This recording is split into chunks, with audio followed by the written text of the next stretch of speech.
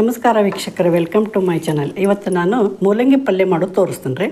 ಒಂದು 4 ಸ್ಪೂನ್ ಎಣ್ಣೆ, ಜೀರಿಗೆ, ಸಾಸಿವೆ, ಉದ್ದಿನಬೇಳೆ, ಕಡಲೆಬೇಳೆ, ಸ್ವಲ್ಪ ಕರಿಬೇವು, ಸ್ವಲ್ಪ ಹಿಂಗ, ಒಂದು 3 ಹಸಿಮೆಣ್ಸಿನ್ಕಾಯಿ ಚಲೋತ್ತಾಗಿ ಫ್ರೈ ಆಗ್ಬೇಕು ರೀ.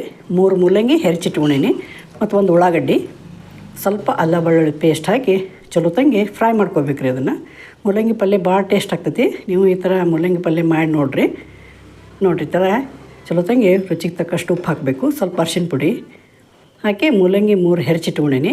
ಆ ಮೂಲಂಗಿ ಎಲ್ಲ ಅದ್ರ ಜೋಡಿನ ಚಲೋತ್ತಂಗೆ ಫ್ರೈ ಆಗ್ಬೇಕು ರೀ. ಅದು ನೀರು ಒಟ್ಟು ಹಾಕೋದಿಲ್ಲ ರೀ. ಆ ಮೂಲಂಗಿ ಒಳಗಿಂದ ನೀರಿಗೆ ಅದು ಉಮ್ಕೊಂಡು ಬಿಡ್ತೈತಿ ಪಲ್ಯ. ನೋಡಿರಿ ಈ ಥರ ಪಲ್ಯ ಆಗೈತಿ. ಸ್ವಲ್ಪ ಅದಕ್ಕೆ ಶೇಂಗಾ ಪುಡಿ ಹಾಕಬೇಕು. ಪೂರ್ತಿ ಆದಮೇಲೆ ಶೇಂಗಾ ಪುಡಿ ಹಾಕಿ ಸ್ವಲ್ಪ ಕೊತ್ತಂಬರಿ ಹಾಕಿ ಪಲ್ಯ ರೆಡಿ ಆಗೈತೆ ರೀ. ನೀವು ಈ ಥರ ಪಲ್ಯ ಮಾಡಿ ನೋಡಿರಿ. ಮೂಲಂಗಿ ಪಲ್ಯ ರೊಟ್ಟಿ ಚಪಾತಿ ಜೋಡಿ ತಿನ್ನೋಕ್ಕಂತೂ ಭಾರಿ ಟೇಸ್ಟ್ ಆಗ್ತೈತಿ. ನೀವು ಈ ಥರ ಪಲ್ಯ ಮಾಡಿ ನೋಡಿರಿ.